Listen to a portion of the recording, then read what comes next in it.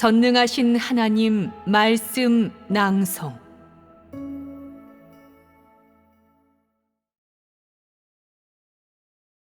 연단을 겪어야 참된 사랑이 생기게 된다.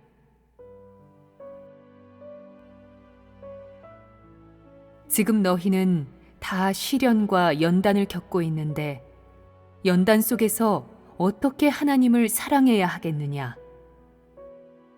사람은 연단을 겪고 나면 하나님을 진실하게 찬미하게 되고 자신에게 부족한 것이 너무나 많다는 것을 알게 된다. 연단을 많이 겪을수록 육을 더 잘 저버릴 수 있고 하나님을 더 사랑할 수 있다는 사실을 너희는 알아야 한다. 어째서 연단을 받아야 하겠느냐? 연단으로 어떤 성과를 거둘 수 있겠느냐? 하나님이 사람에게 연단을 주는 사역은 어떤 의의가 있겠느냐? 내가 진심으로 하나님께 구해 깊이 체험하게 될 때면 하나님의 연단이 아주 좋은 것이고 매우 필요한 것이라고 느끼게 될 것이다. 연단 속에서 어떻게 하나님을 사랑해야 하겠느냐? 하나님을 사랑하려는 의지로 하나님의 연단을 받아들이고 연단 속에서 고통받고 가슴이 찢어지게 아파도 육을 돌보지 않고 하나님을 사랑하는 마음으로 하나님을 흡족해 한다면 이것이 바로 하나님에 대한 사랑을 실천하는 것이다. 마음은 괴롭고 고통이 심하더라도 너는 하나님 앞에 와서 기도를 하기 원한다. 하나님, 저는 당신을 떠날 수 없습니다. 비록 저는 흑암에 빠져 있지만 당신을 흡족해 해드리기를 원합니다. 당신께서 제 마음을 알고 계실 것입니다. 당신께서 제 안에 당신의 사랑을 더 많이 심어주시길 바라옵니다. 이것이 연단 속에서 실행해야 하는 것이다. 내가 하나님을 사랑하는 마음을 바탕으로 하고 있다면 연단을 통해 하나님과 더 가까워지고 친해질 수 있다.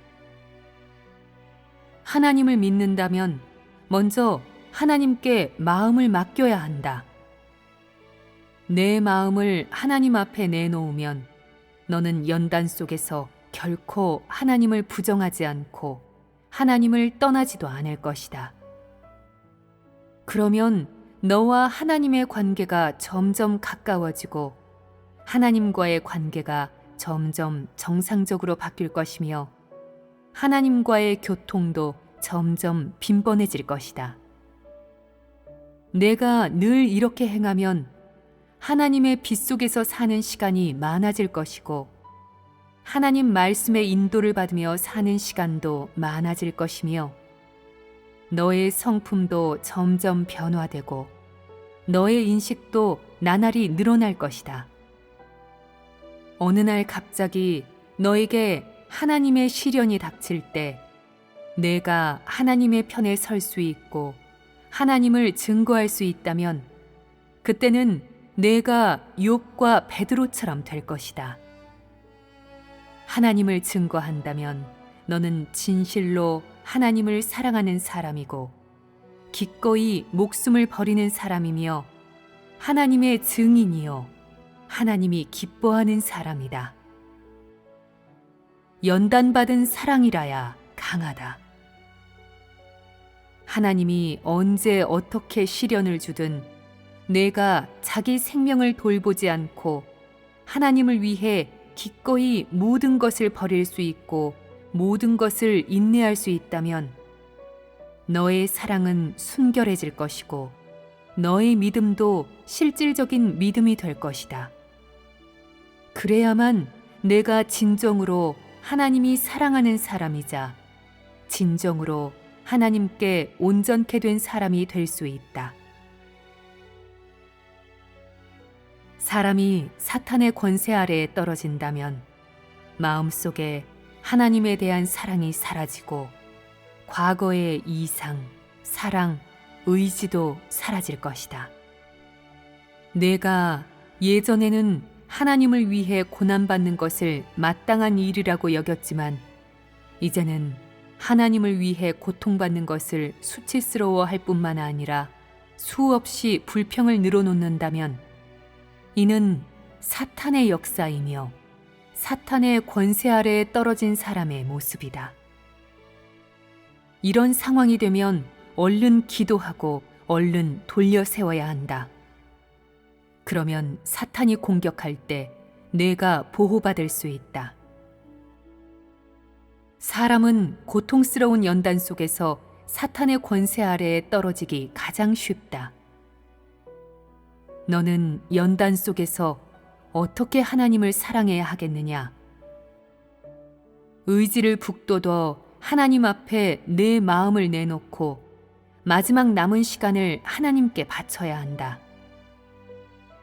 하나님이 어떻게 연단하든 계속 진리를 실천해 하나님의 마음을 흡족해야 하고 자발적으로 하나님께 구해야 하며 자발적으로 교통하기를 찾고 구해야 한다. 이럴 때 내가 수동적으로 대응할수록 더 쉽게 소극적이 되고 더 쉽게 후퇴하게 된다.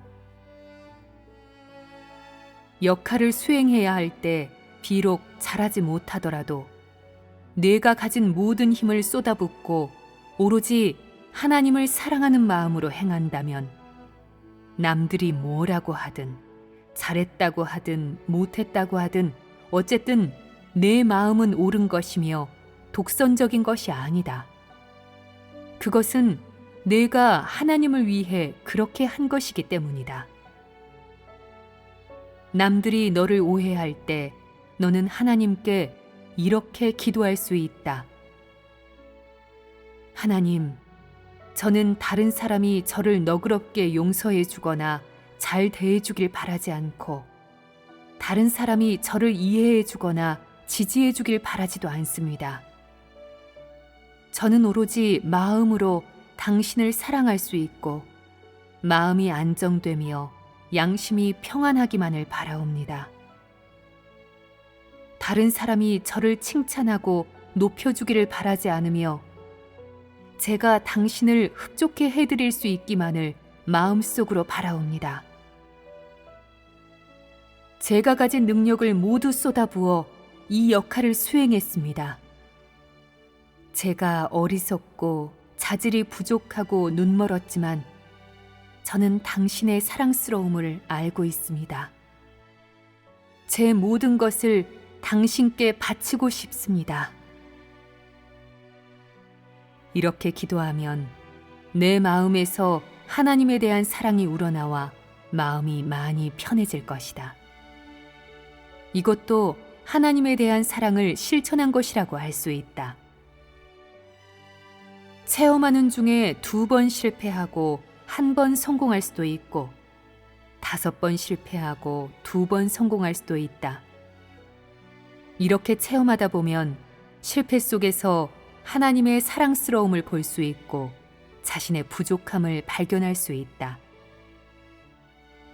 너에게 또다시 그런 일이 닥치면 조심하고 조신하게 행동해야 하며 기도에 힘써야 한다.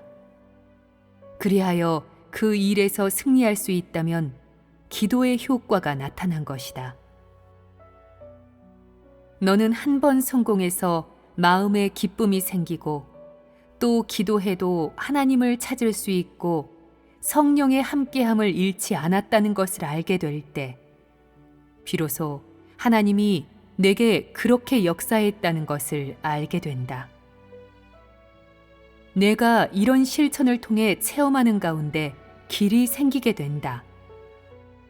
진리를 실천하지 않는다면 성령의 함께함이 없을 것이다. 하지만 일이 임했을 때 진리를 실천한다면 비록 내 마음은 조금 괴롭겠지만 지나고 난 뒤에는 성령이 너와 동행할 것이며 기도할 때 하나님이 함께한다는 것을 알 수 있을 것이다. 또한 하나님의 말씀을 실천할 때 힘이 생기고 형제 자매들과 교제할 때 양심의 참소를 받지 않고 평안하게 된다. 그러면 너는 내가 한 것을 내놓고 보여줄 수 있다. 남들이 뭐라고 하든 내가 하나님과 정상적인 관계가 있고 다른 사람의 통제를 받지 않고 모든 것을 초월할 수 있다면 그것은 내가 하나님 말씀을 실천한 것이 성과를 거두었음을 말해준다. 하나님이 연단할수록 사람은 하나님을 더 사랑할 수 있고 사람의 마음이 고통받으면 사람의 생명에 이로울 뿐만 아니라 하나님 앞에서 마음이 더 평온해지고 하나님과의 관계가 더 친밀해질 수 있으며 하나님의 지극히 큰 사랑을 볼 수 있고 하나님의 크나큰 구원도 볼 수 있다. 베드로는 연단을 수백 번 겪었고 욥도 여러 번 시련을 겪었다. 너희도 하나님께 온전케 되려면 연단을 수없이 겪어야 하고 또 반드시 이런 과정을 거쳐야 한다. 반드시 이 절차를 거쳐야만 하나님의 마음을 만족케 할 수 있고 하나님께 온전케 될 수 있다. 연단은 하나님이 사람을 온전케 하는 가장 좋은 방식이다. 오직 연단과 고통스러운 시련을 통해야만 사람의 마음 속에서 하나님에 대한 참된 사랑이 우러나올 수 있다. 고난이 없으면 사람은 하나님을 진실하게 사랑할 수 없다. 내면에 시련이 없고 진실한 연단을 겪지 않으면 사람의 마음이 항상 밖에서 떠돌게 된다. 하지만 많은 연단을 받으면 너는 자신의 연약함과 어려움을 알게 되고 자신이 너무 부족해 많은 어려움이 닥쳤을 때 이겨낼 수 없음을 알게 되며 자신에게 폐역이 너무 많다는 것을 알게 된다. 시련 속에서만이 자신의 실제 상태를 진정으로 인식할 수 있다. 시련은 사람을 더욱 온전케 할 수 있다. 베드로는 일생 동안 수백 번의 연단을 받았으며 수많은 고통의 단련을 받았다. 그런 연단은 모두 그가 하나님을 지극히 사랑할 수 있는 토대가 되었고 그의 일생에서 가장 의미 있는 체험이 되었다. 베드로가 하나님을 지극히 사랑할 수 있었던 것은 그에게 하나님을 사랑하려는 의지가 있었기 때문이다. 하지만 그보다 더 중요한 것은 그가 연단과 고통을 받았기 때문이다. 그는 그런 고초를 겪었기 때문에 하나님을 사랑할 수 있었고 자신이 겪은 그 고초들을 결코 잊을 수 없었다. 사람이 하나님을 사랑함에 있어 연단의 고통을 겪지 않으면 사람의 사랑에 불순물과 기호가 가득 차게 된다. 이런 사랑에는 사탄의 뜻이 가득 차 있어서 하나님의 마음을 전혀 흡족해 할 수 없다. 사람에게 하나님을 사랑하려는 의지가 있다고 해서 진정으로 하나님을 사랑한다고 할 수는 없다. 설령 사람이 하나님을 사랑하고 하나님을 흡족해 하겠다는 생각으로 가득 차 있고 그것이 사람 자신의 뜻은 전혀 없이 다 하나님을 위한 것처럼 보여도 그것으로는 하나님 앞에서 칭찬과 축복을 받을 수 없다. 설령 사람이 모든 진리를 분명히 알고 깨달았더라도 그것이 하나님을 사랑하는 표징이라고는 할 수 없고 그 사람이 실제로 하나님을 사랑한다고도 할 수 없다. 사람이 비록 연단을 받기 전에 많은 진리를 깨달았다 해도 그런 진리를 다 실천할 수는 없다. 사람은 연단에 들어갔을 때에야 그런 진리의 참뜻을 깨달을 수 있고 진정으로 그런 진리의 내포된 뜻을 깨달을 수 있다. 그런 다음에 사람이 다시 그런 진리를 실천한다면 정확하게 실천할 수 있을 뿐만 아니라 하나님의 뜻에도 부합할 것이다. 그때의 실천에는 개인의 뜻이나 사람의 폐괴와 사람의 감정이 적어진다. 그때의 실천이야말로 진정으로 하나님을 사랑하는 행동이다. 하나님을 사랑하는 이 진리는 사람이 입으로 안다고 말하고 마음으로 원한다고 해서 성과를 얻을 수 있는 것이 아니고 또 깨닫는다고 해서 성과를 얻을 수 있는 것도 아니다. 반드시 대가를 치르고 연단 속에서 많은 고통을 받아야만 사람의 사랑이 순결해지고 하나님의 뜻에 부합할 수 있다. 하나님이 사람에게 하나님을 사랑하라고 하는 것은 사람의 열정과 자기 뜻대로 사랑하라는 것이 아니라 충성심과 진리로 섬기라는 것이다. 이런 것이 바로 진정한 사랑이다. 하지만 사람이 폐괴 속에서 살면 진리로 하나님을 섬길 수 없고 충성을 다해 하나님을 섬길 수도 없다.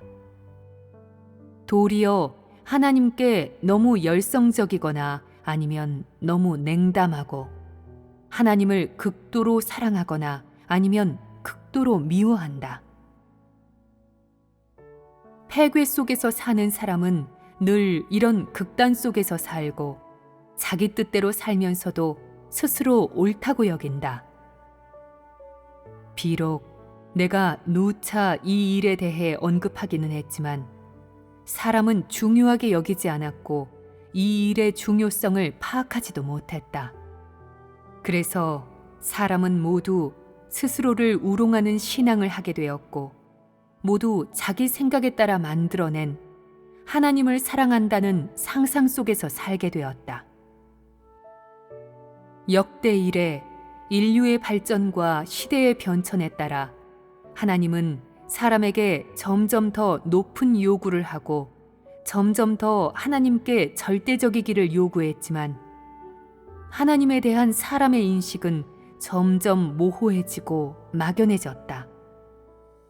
그에 따라 하나님에 대한 사람의 사랑에도 점점 거짓이 많이 섞이게 되었다. 사람의 영적 상태와 행위가 갈수록 하나님의 뜻에 맞지 않게 된 것은 사람이 갈수록 사탄에 의해 더 심하게 폐교되었기 때문이다. 그래서 하나님은 구원 사역을 더 많이, 더 크게 해야 했다. 사람은 하나님께 점점 더 높은 요구를 하면서 하나님에 대한 사랑은 오히려 점점 더 줄어들었다.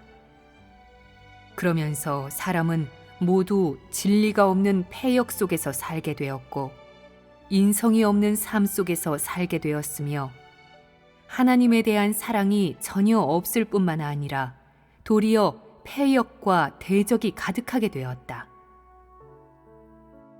비록 사람은 하나님을 최대한으로 사랑하고 최대한으로 너그럽게 대했다고 생각하겠지만 하나님은 그렇게 생각하지 않는다. 그에 대한 사람의 사랑에 불순물이 얼마 섞여 있는지 그는 분명히 알고 있으므로 사람의 거짓 정성에 속아 사람을 다시 보게 된 적도 없고 사람이 봉헌한다고 해서 사람의 깊은 정에 보답한 적도 없다. 하나님은 사람처럼 그렇게 분별이 없지 않다. 누구의 사랑이 진심이고 누구의 사랑이 진심이 아닌지 그는 다 알고 있다. 그는 사람의 일시적인 충동을 보고 흥분하여 그 연유를 모를 리가 없고 반대로 사람의 본질과 행위에 따라 사람을 대한다. 하나님은 어쨌든 하나님이다. 그에게는 그의 존엄이 있고 그의 주장이 있다. 사람은 어쨌든 사람이다. 하나님은 진리에 부합하지 않는 사람의 사랑 때문에 혼미해질 리가 없다. 반대로 그는 이 모든 것을 정확하게 대한다. 하나님은 사람의 상태와 하나님에 대한 사람의 태도에 맞추어 새로운 사역을 하고, 이로써 사람이 그를 알고 그에게 순종하며 그를 사랑하고 증거하게 한다. 이렇게 되면 사람은 반드시 하나님이 사람에게 주는 연단을 겪어야 하고, 하나님의 심판과 훈계와 책망을 겪어야 한다. 그렇지 않으면 사람은 영영 하나님을 알 수 없고 진실하게 사랑하거나 증거할 수도 없다. 하나님이 사람을 연단하는 것은 한 측면의 성과만을 위한 것이 아니라 여러 측면의 성과를 위한 것이다. 그러기에 진리를 구하기 원하는 사람들에게 연단의 사역을 하고, 이로써 사람의 의지와 사랑이 하나님께 온전케 되도록 하는 것이다. 이런 연단은 진리를 구하기 원하며 하나님을 간절히 사모하는 사람들에게 가장 의의 있는 일이자 큰 도움이 되었다. 하나님의 성품은 사람이 쉽게 알 수 있는 것도 아니고 쉽게 이해할 수 있는 것도 아니다. 하나님은 어디까지나 하나님이므로 어쨌든 사람과 같은 성품이 있을 리 없기 때문이다. 그러므로 사람은 그의 성품을 알기가 쉽지 않다. 진리는 사람이 태어나면서부터 가지고 있는 것이 아니고 사탄에 의해 폐교된 사람이 쉽게 이해할 수 있는 것도 아니다. 사람은 진리가 갖추어져 있지 않고 진리를 실천하려는 의지도 갖추어져 있지 않다. 사람이 고난과 연단을 받지 않고 심판도 받지 않는다면 사람의 의지는 영원히 실현될 수 없다. 연단은 모든 사람에게 상당히 고통스럽고 받아들이기 힘든 것이다. 하지만 하나님은 연단 속에서 사람에게 자신의 공의로운 성품을 보여주고, 연단 속에서 사람에게 자신의 요구를 공개하며, 또 연단 속에서 사람에게 더 많은 깨우침을 주고 더 많이 실질적으로 책망하고 훈계한다. 이렇게 사실과 진리를 대조함으로써 사람에게 자기 자신을 알게 하고 진리와 하나님의 뜻을 더 잘 깨닫게 한다. 이를 통해 사람이 하나님을 더 참되고 순수하게 사랑하게 한다. 이것이 바로 하나님이 연단의 사역을 하는 목적이다. 하나님이 사람에게 하는 모든 사역에는 그 목적과 의의가 있다. 그는 무의미한 사역을 하지 않고 사람에게 불리한 사역도 하지 않는다. 연단하는 것은 사람을 그의 앞에서 없애버리려는 것이 아니고 사람을 멸하여 지옥에 보내려는 것도 아니다. 이는 연단 속에서 사람의 성품을 변화시키고 사람의 속셈과 낡은 관점을 변화시키며 하나님에 대한 사랑을 변화시키고 또 사람의 모든 삶을 변화시키려는 것이다. 사람에게 연단은 실제적인 검증이자 실제적인 훈련이다. 연단 속에서만이 사람의 사랑이 본래의 기능을 발휘할 수 있다.